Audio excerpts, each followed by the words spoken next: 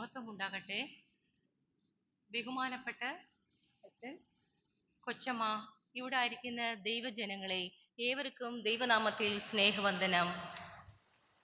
ഇന്നത്തെ വേദപാഠമായ ഏവൻഗേലിയൻ വായിച്ച മത്തായി എഴുതിയ സുവിശേഷം 5-ാം അധ്യായം 1 മുതൽ 15 വരെയുള്ള വാക്യം.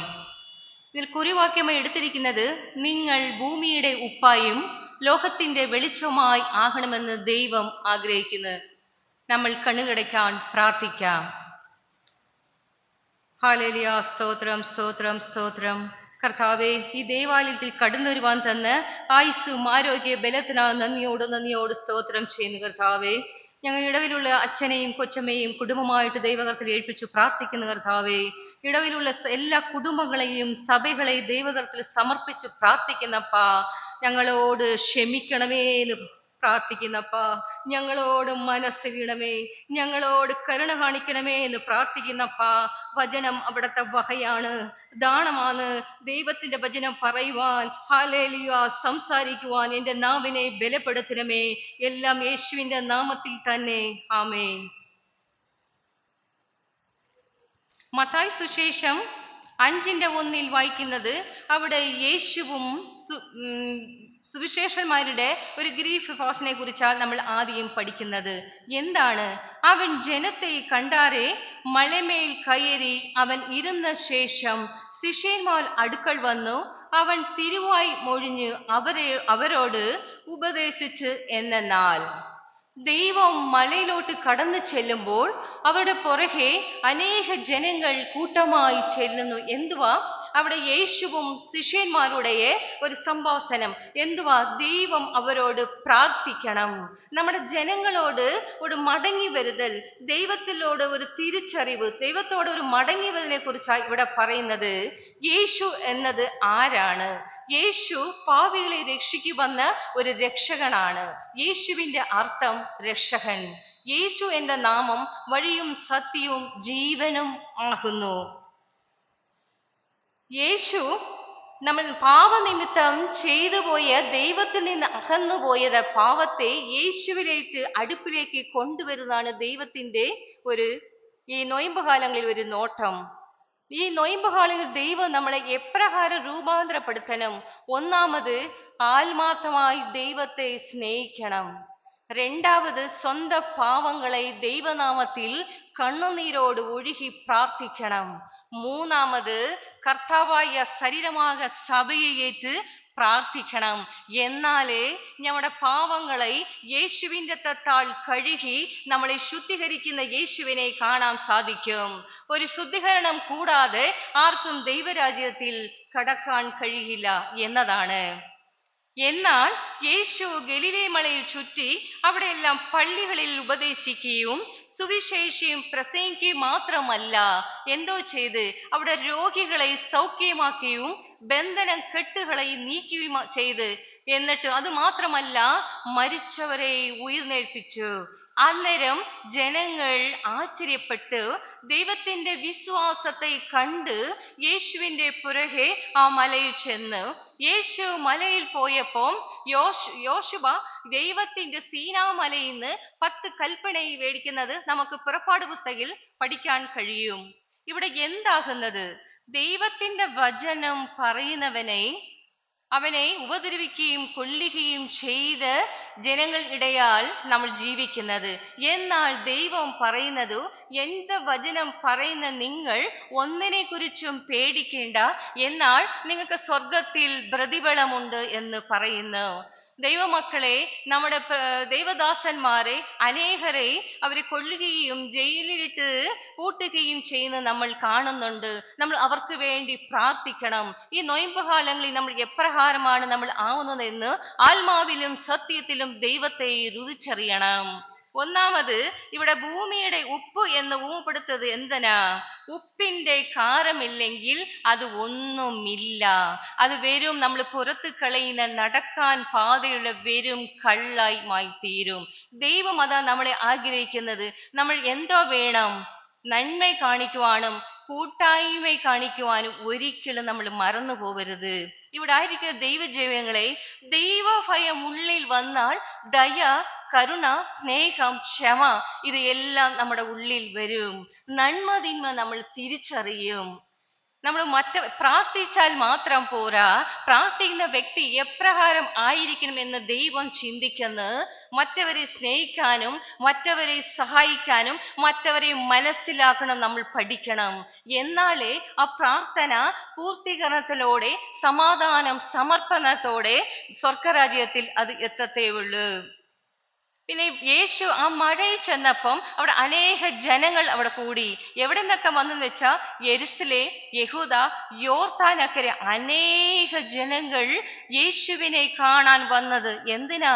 യേശുവിലെ സത്യസന്ധമായ നീതിയുള്ള പ്രാർത്ഥനയായിരുന്നു. നമ്മൾ ഓരോരുത്തരും ദൈവത്തിന്റെ പ്രാർത്ഥന എപ്രകാരം ആയിരിക്കണം?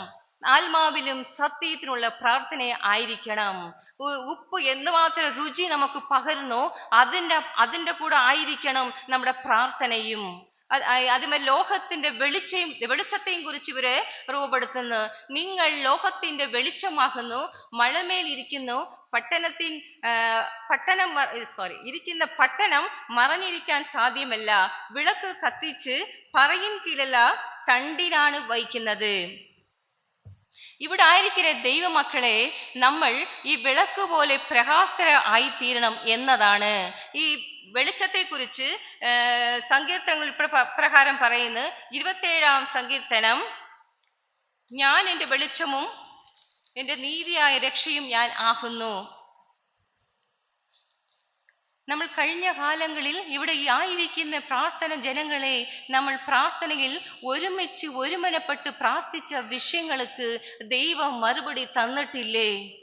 എന്നാൽ നമ്മൾ ഇപ്പോൾ സുഖ സൗകര്യം വരുമ്പോൾ ദൈവത്തെ നമ്മൾ മറന്നു പോകുന്നത് എന്താണ്? നമ്മളൊന്ന് ചിന്തിക്കണം. ഇവിടെ നിൽക്കുന്ന ഞാനും കേൾക്കുന്ന ദൈവജനങ്ങളെ നമ്മളൊന്ന് മനസ്സിലാക്കണം. ദൈവം നമുക്ക് അന്ന് കണ്ണുനീരോട് പ്രാർത്ഥിച്ച വിഷയങ്ങൾക്ക് സുഖ സൗകര്യങ്ങളും സൗഭാഗ്യങ്ങളും തരുമ്പോൾ നമ്മൾ എന്തുകൊണ്ട് ഈ പ്രാർത്ഥനാലയങ്ങൾ നമുക്ക് സ്വർഗീയ ദൈവം വിസ്താരമായ ഇത്ര വലിയ പള്ളി ദേവാലയം തുറന്നു കിടക്കുമ്പോൾ എന്തുകൊണ്ട് നമ്മൾ വരാൻ മടിക്കുന്നത് എന്ന് ചിന്തിക്കണം. ദൈവം ചെയ്ത നന്മകളെയും ഉപകാരങ്ങളെയും നമ്മൾ ഒരിക്കലും മറന്നു പോകരുത്. നമ്മൾ നന്മ ചെയ്യുവാനും കൂട്ടായ്മ കാണിക്കാനും ഒരിക്കലും മറന്നുപോയ ദൈവത്തോടുള്ള ബന്ധത്തിനോട് നമ്മൾ അകന്നു പോകുന്നു. ദൈവം എന്താണ് ആഗ്രഹിക്കുന്നത്? നമ്മളൊരു തിരിച്ചു വരവാണ്, മടങ്ങി വരണം. നമുക്ക് വേണ്ടി പാപം ചെയ്ത നമ്മളെ ദൈവസന്നിധിയിലേക്ക് അടുത്ത് കൊണ്ടുപോകുന്ന ഏക രക്ഷകനാണ് യേശു. ആ യേശുവിൻ്റെ നന്മയും തിരുമി നമ്മൾ തിരിച്ചറിയണം. ദൈവം നമുക്ക് വേണ്ടി കാൽവരി കുരിശിൽ ചിന്തിയ രക്തത്തെ നമ്മൾ ഓർക്കണം എന്നതാണ് ഈ വചനത്തിൽ എനിക്ക് പറയാനുള്ളത്. ഒരു നന്മ ചെയ്യുമ്പോൾ കൂട്ടായ്മ കാണിക്കുമ്പോഴേ ദൈവമക്കൾ എന്ന് നമ്മൾ അറിയപ്പെടുന്നത്. ഞാൻ ഈ ദൈവവചനം പറയുന്നത് എന്നാൽ നമ്മുടെ ഇവിടെ ഇരിക്കുന്നത് നമ്മുടെ കഴിവോ സാമർഥ്യമോ മിടുക്കോ ഒന്നുമില്ല. ദൈവത്തിൻ്റെ കൃപയും കരുണയും മാത്രമാണ്. ദൈവം നമ്മൾ ഇന്നയോളം നടത്തിയ ദൈവത്തെ നന്ദി എന്ന് സ്തോത്രം സ്തുതി എന്ന നാമത്തോട് നമ്മൾക്ക് മുമ്പോട്ട് ഒന്ന് കൊണ്ടുപോകണം. എന്താണ് നോമ്പ്? ആഹാരം വെടിഞ്ഞാൽ മാത്രം അത് നോമ്പാകത്തില്ല. ദൈവത്തോട് നമ്മൾ പറ്റിച്ചേരണം. എങ്ങനെ? ഉപ്പായി ലോകത്തിന്റെ വെളിച്ചമായി നമ്മൾ ഓരോ ദൈവജനങ്ങളും മാറണം. ഇവിടെ ആയിരിക്കുന്ന ജനങ്ങളെ നമ്മൾ ഓരോരുത്തരും മറ്റൊരു വേണ്ടി പ്രാർത്ഥിക്കണം, മറ്റവർക്ക് വേണ്ടി കരയണം. നമ്മൾ കഴിഞ്ഞ കാലങ്ങളിൽ അങ്ങനെ ആയിരുന്നു. ഒരു പായിലിരുന്ന് മറ്റവർക്ക് വേണ്ടി പ്രാർത്ഥിച്ചപ്പോൾ അനേക വിഷയങ്ങൾ തുറന്നു തന്ന ദൈവത്തെ നമ്മൾ ഒരിക്കലും മറന്നു പോകരുത്. എന്നാൽ ഈ കാലഘട്ടത്തിൽ ദൈവം തരുമ്പോൾ എല്ലാ സൗകര്യങ്ങൾ കിട്ടുമ്പോൾ നമ്മൾ ദൈവത്തോട് പുറകോട്ട് നമ്മൾ പോവുകയാണ്. എന്താണ് നമ്മൾ അങ്ങ് തിരിഞ്ഞു പോയെന്ന് ദൈവത്തോട് ക്ഷമ ചോദിക്കണം. ദൈവമേ, ഞങ്ങളെ രൂപാന്തരപ്പെടുത്തണമേ, ദൈവത്തിന്റെ രക്ഷയിലേക്ക് ഞങ്ങളെ കടത്തി വരണമേ എന്ന് നമ്മൾ ഓരോരുത്തരും കണ്ണുനീരോട് പ്രാർത്ഥിക്കണം. അതാദ്യം പറയുന്നത് നമ്മുടെ പ്രാർത്ഥന ദൈവസന്നിധിയിൽ ഏറ്റു പറയണം, തെറ്റുകുറ്റങ്ങൾ തിരിച്ചറിയണം എന്നതാണ് ദൈവം നമ്മളോട് ആഗ്രഹിക്കുന്നത്. ഇത് ഈ മത്തായി സുവിശേഷം 5:12 വരെ കാണുന്നത് എന്താണ്?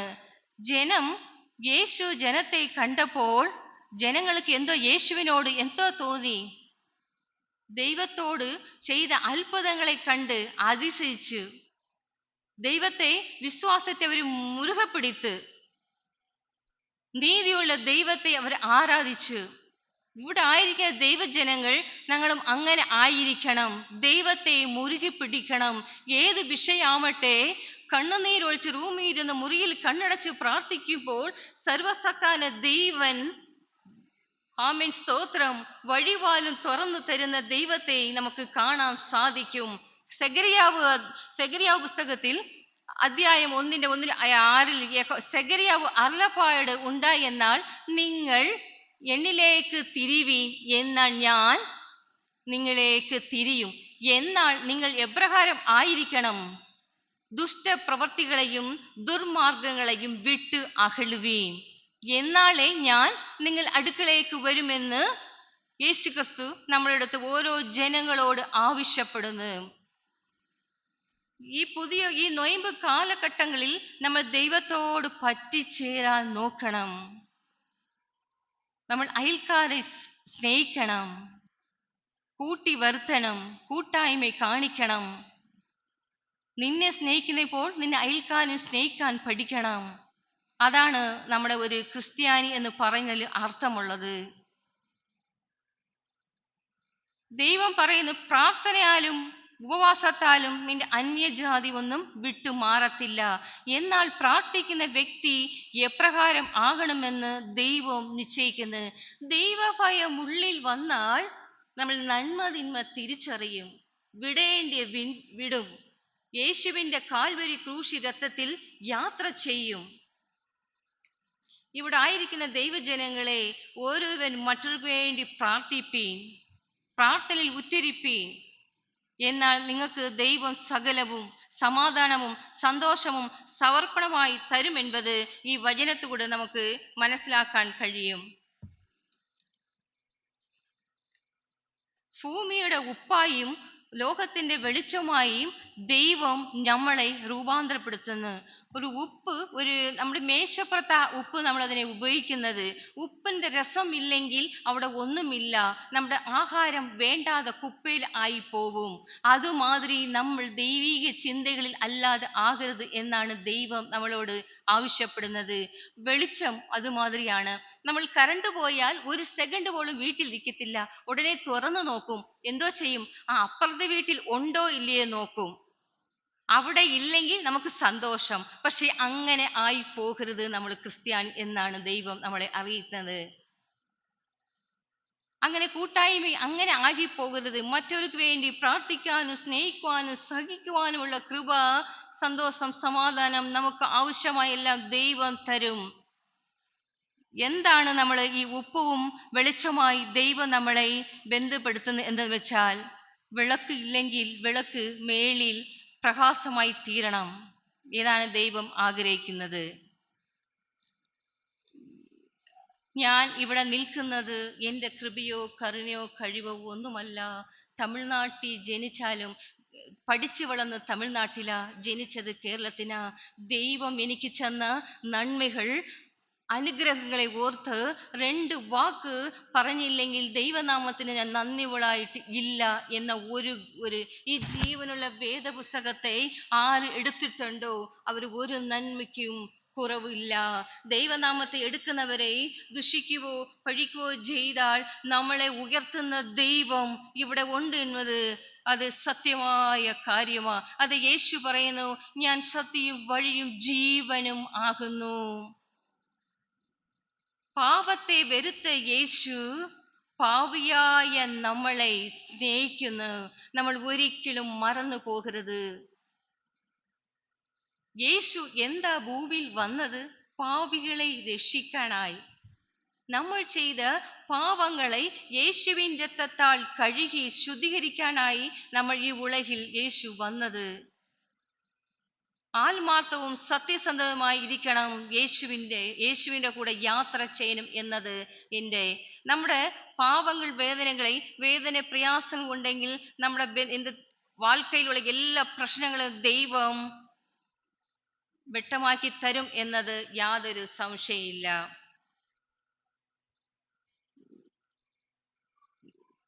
ദൈവവചനം എന്നത് നമ്മുടെ വചനം പാതയ്ക്ക് ദൈവമായി കാലിന് വെളിച്ചമായി തീരണം എന്നത് ഇവിടെ ആയിരിക്കുന്ന ദൈവമക്കളെ എപ്പോഴും നമ്മൾ നാവിൽ സ്തുതി സ്തോത്രം എന്ന യാഗം അർപ്പിച്ചുകൊണ്ടിരിക്കണം എന്നാണ് യേശു ആഗ്രഹിക്കുന്നത്. നാം എപ്പോഴും പ്രാർത്ഥനയിൽ ഉട്ടിരിപ്പീൻ, സ്നേഹിപ്പീൻ, മറ്റവരെ സ്നേഹിപ്പാനും ക്ഷമിക്കുവാനുമുള്ള കൃപയും സമാധാനം ദൈവം തരട്ടെ എന്ന് പറഞ്ഞുകൊണ്ട് എൻ്റെ ഈ പ്രാർത്ഥനയിൽ ഞാൻ ഇരുന്നു കൊള്ളുന്നു.